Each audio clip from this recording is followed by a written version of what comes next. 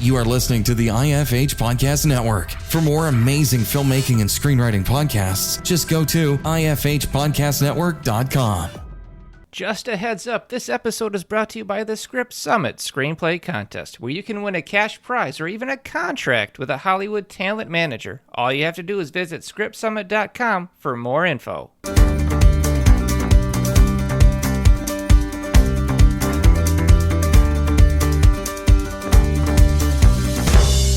All right, welcome to the Successful Screenwriter Podcast. On this episode, I am joined by a guest host as we analyze and break down a film to discover what works and what doesn't. All right, welcome to the podcast. I am joined with Kristy Leigh Lussier, who is a producer and story consultant at WeFixYourScript.com. Thanks for being with us.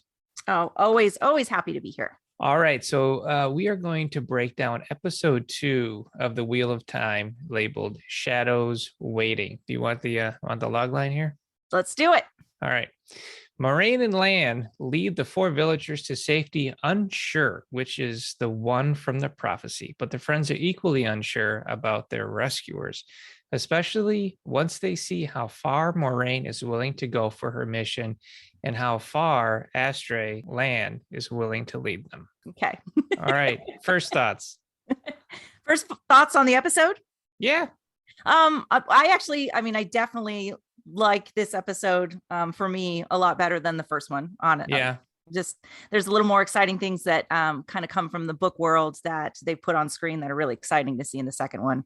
And I just feel like there's a little bit more that we get to understand the characters and get a sense of their more of their personality kind of comes through, their character arc comes through in episode 2. Yeah. You're familiar with the books and you're part of the community. I am not. I'm just I'm a screenwriter story guy. Uh-huh. And I will tell you, I was like, whoa, this show got dark. Yes. I was like, that was a tonal shift I wasn't ready for. The first episode was lighter. It's fantasy. There's a hint that this might be a little bit of a darker show, but in general, it's pretty light because we're getting to know the characters. And then towards the end, you have the monsters attack the village. You go, okay, it's pretty crazy. This first scene, I was like, yep. Wow. Okay. Yeah. Is the show finding its legs now? Because I think it might be. I don't know. I'm only doing one episode at a time. I know there's like 30 episodes out right now. There's only 4 right now. But I know, and now I'm curious to see, is the next episode going to be dark or is it totally going to shift again? I'm hoping it's going to be dark because it's really interesting. I mean, starting with the White Cloaks, I think is what they're called. Forgive my Wheel of Time ignorance.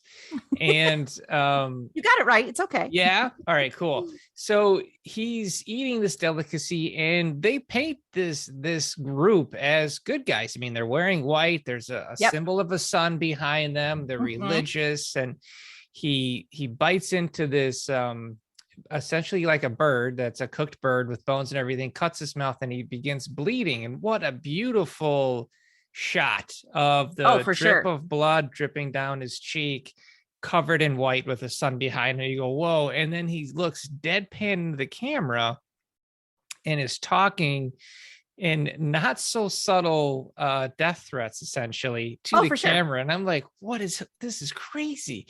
And then we see that he has captured one of the Aes Sedai female magicians, essentially wizards or magic users. So they're called channelers, basically. Channelers. Yeah. They're in touch with the Force, and and he's burning her at the stake. She's actively burning while he's eating a dinner. I was like, wow, what a way to paint a villain. I thought it was so well done, and I was like, okay, this is a show that has a significant voice. This is so different than episode 1, which felt like it was trying to find its footing a bit.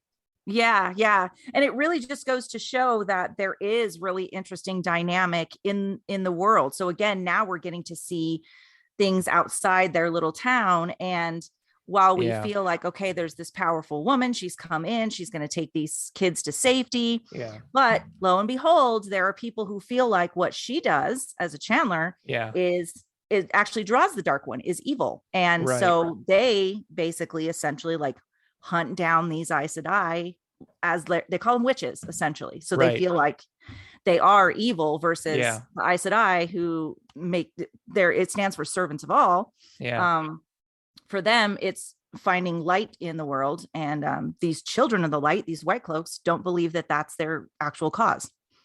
It's complicated, but it totally makes sense. I mean, they feel righteous, and they're going after these channelers, so it all makes sense. I mean, you can see where it's historically been captured, and so influenced in this story. So it's fascinating to me visually how they depicted these guys. I mean, it's not traditionally how you would think of a villain. But down to, I can't remember what the guys that the Inquirer or Inquisitor. The Inquisitor. So the Inquisitor has this chain of rings that he's stolen from these channelers. I thought, what a great visual. That says everything you need to know about that character right there, is that he cherishes these rings. He's proud of these rings. So, and he walks around with this arrogance. So great character, so much different from Rosamund Pike, but at the same time, you can see that they're two sides of the same coin, which I thought it's really good writing. Yeah, it's all the belief in their own cause. So to what length are they willing to go to fight for their cause? Right. And so it's really interesting because it's one of my favorites. It's one of the best things I think that they've taken from the books and put on screen, and even just made it worse, because they're not introduced in the books as bad as that scene is. So when we saw that scene, I was like, man, they're really just getting in it, which was great. It was awesome. Well, I mean, I guess they're telling you who they want you to root for, because there's a way they could have done. There's a way they could have done that where it was less ominous, and you think, oh, these guys have a valid argument, but then you see Elena being burned at the stake, and you're gonna, okay, I think I know what's going on here. Clearly. So, these Aes Sedai have their own stumbling blocks. They have their own roadblocks and their own, things that they're trying to protect themselves from. Really. No, I think it's good. And this really kind of dove into the channelers even more, and the different rules they have and how they have to tell the truth, but they're selective with how they tell the truth, which is great, because then it's about context. Yes. Which is, as a writer, I would think, oh God, that'd be so fun to write, but at the same time be so challenging, because you have to think, okay, this has to be true. This is going to be canon. And then 30 episodes from now, I can't have this used against me. It's so great. And there's so many like instances where it happens in the books too. And it's just fantastic, because I love how they did it in the scene where she says like, oh, I have a sister. And I was attacked, and it was back in the wherever. Like, she's referencing the area, but not the exact town. And she's saying she has a sister. They all call each other sisters. So technically she has a sister. Like, it's awesome. It's really cool. It's a play on words, and it's fantastic. I loved it. And I really enjoyed how they are creating a division and distrust in the kids between them and Moiraine, because it keeps that conflict going, which keeps the episode interesting, because it's very easy to get lost and bored in an episode where you're just traveling, and so to have that mistrust there, and then especially where the two characters, I want to say Rand and the lead female, Egwene, apologize again, guys, I'm new to this show, so I appreciate your patience. It's awesome. I'm getting into it. So there's love lost there, because he's kind of jealous that she's turning her back on him, and he really cares about her deeply. So they play around with that. So they're building that. Then they're throwing in extra mysteries to keep you around, where Perrin has this infected bite, but then a wolf walks up to him and is like into it. He's like, hey, how you doing, man? So now you start wondering what's going on. Those are the types of mysteries that you build in to a script. If you're writing, if you're working on a pilot, or if you're working on a show, you add these so that you can create that intrigue that makes those questions happen in the viewer or the reader's thoughts, so that they want to come back and find, now I want to know, is the guy going to turn into a werewolf? Or is it going to get infected? His leg falling off? So that gets you into the show. So it's great to see that. Again, they worked it in with Matt, because he's a thief. He likes things that are glitzy, right? It's shiny, and he just lost his knife. He gave it to his buddy, so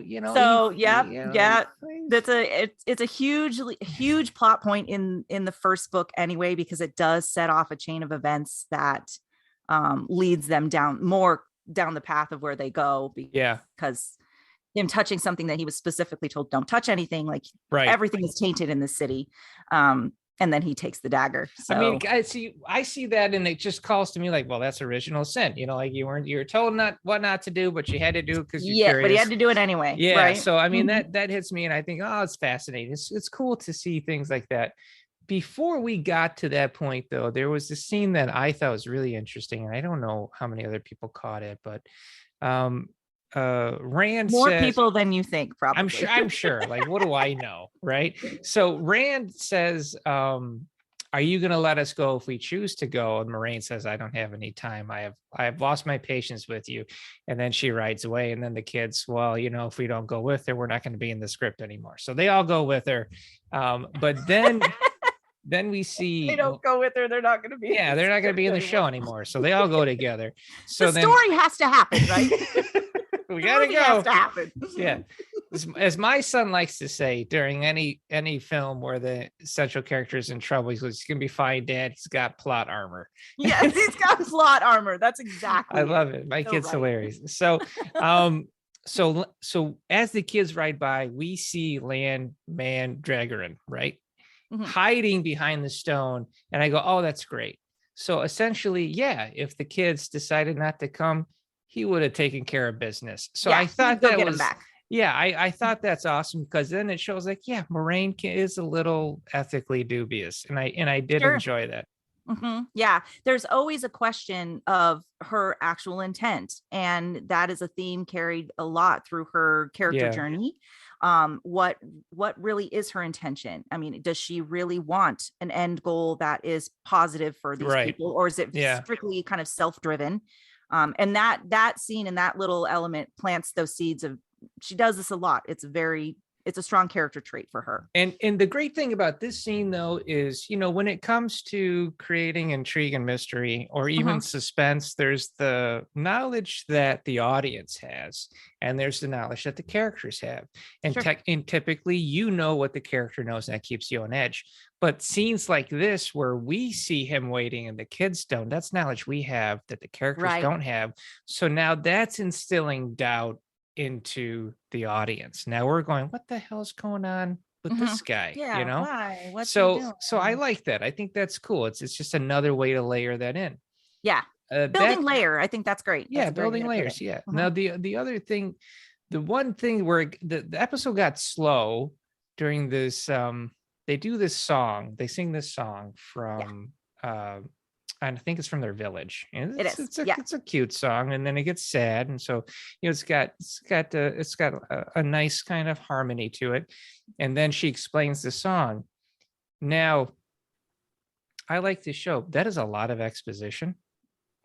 It is a lot of plotting. I think Rosamund Pike is amazing, and the fact that she is so talented, she could sell that. But that is a part, if you don't have the right talent for that type of block of dialogue, that won't work. It cannot work. Yeah. Yes. Yeah. Yeah. It's meant to be. So it's very interesting. If you look it up, that was a scene that the showrunner really fought to keep in the episode and put into the series. There was a lot of people that didn't want to, but it's very, very iconic for the book and the fandom. I understand. It gives this, if you listen to the story again, it really builds this foreshadow. It talks about past, but it builds a foreshadowing to future. Okay. And so the story she's telling about these villagers who lived where they live now. Yeah. Really, essentially, she's saying that you have that blood and that strength in you, because you're about to take the same kind of journey that they did, because the wheel always spins. And so you're always going to be, you're going to carry that bloodline through and through. But there's a huge foreshadowing in the story that she tells. And the showrunner really wanted to make sure that we keep that in. It's very iconic. She's very charismatic when she says it. And Rosamund Pike did a great job. It's cool. She's talented. She did great. And she sold it. For sure. Since there is payoff and foreshadowing, this is that important. then I really want to see this pay off, because if it is just a fun, harmonious song, and then we learn a little bit of lore and it doesn't go anywhere, as a viewer, I'll be disappointed. Right. Because like, what was the point? Why was it there? Right. So now I'm interested to see where it pays off. They get to Shadar Logoth. See, I got my pro with me. So we go there. Yeah, man. So we go there. It's a dead town. It's so dark that the Trollocs won't go there. I mean, that tells you everything is deserted. I love the fact that as they're going through it, there's no ambient noise. I was like, what a great way to make something creepy. Because people expect to hear these things. So when you're in a silent scene, you're like, what the hell is going on? So I like that. Keeps you on edge. It builds uncomfortability. Yeah, exactly. Builds that tension up. And then we have Matt finds his shiny toy and he's got to have it. And then he takes it, and then I get it, because I'm Matt on the inside. I'm like, oh, look, shiny. Look at that. I won't touch anything. Wink, wink. Wink, so wink. So I get it. But I got to tell you, I was so upset when that horse died. Like that I was like, you don't kill the horse, man. Like, the important horses survive, which is interesting. Don't make the horse the red shirt. Like, bring in some other character, give him a couple lines, and then I would kill him off. and then take him out. Don't take the horse out, man. I was upset about that. If my wife sees this, I'm gonna have to shut the show off. She's gonna be mad. I can't be taking out horses. So that's when you know it's evil. Just swallows you, basically. Yeah, it's crazy. So everybody gets out and they all get separated, and I was like, thank God, because I've been waiting for that moment. I want to see subplots break up, and I want to see characters go on different journeys. Sure. So I'm hoping in episode 3 they don't all come together. I'm hoping in episode 3 they're all split up. Don't spoil it. And because give me a week and I'll know. And then we see where they all go, and that would be great. And a good twist at the end, because somebody who we thought was dead comes back, and that's a great cliffhanger you can have. Yep, it's fantastic. And again, she's a very iconic character in the series, one of the fan favorites all around. And so to see her come back and have her moment, the exciting thing for me was, okay, I want to find out where she was, like where. Oh yeah. Let's see now what happened and how did she get that far and catch up with them.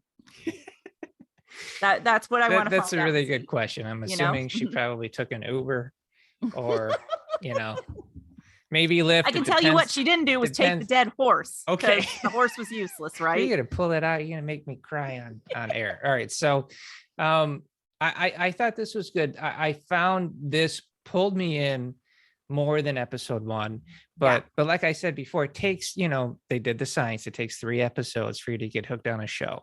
So I'm really curious to see what happens in the next episode. If I watch this and like, okay, I'm in, and then you'll know I'm in, because I'll start remembering names of things. Yeah, because it'll stick with you. You get an attachment. Yeah, exactly. If we get there and we're not there, then we'll talk about it. But sure. All right. Do you have any thoughts? No, I'm excited for episode 3. I liked episode 2. It was cool to see a really iconic thing on screen. Shadar Logoth was like a big thing that all of us fans were like, we can't wait to see what they do with this. And it was great. Awesome. So are fans coming around to the show at this point in episode 2, or are people still on the fence? Because I know episode 1 was divisive and it made people kind of split the camp. I feel like as the episodes went on, there was a lot more of a buy-in. But episode 4 was the big hook for a lot of readers that were like, okay, we've heard some of this stuff happens in this particular episode. We want to get there. So I think it takes a big shift in episode 4. Right. Well, I got to tell you, visually, the show looked great this episode. Usually when you bring on new directors, they have like a what they call like the tone meeting, and they go through and so I'm not sure if what happened, but this episode is so different from episode 1, but I think it's just finding its legs. I think that's what's going on.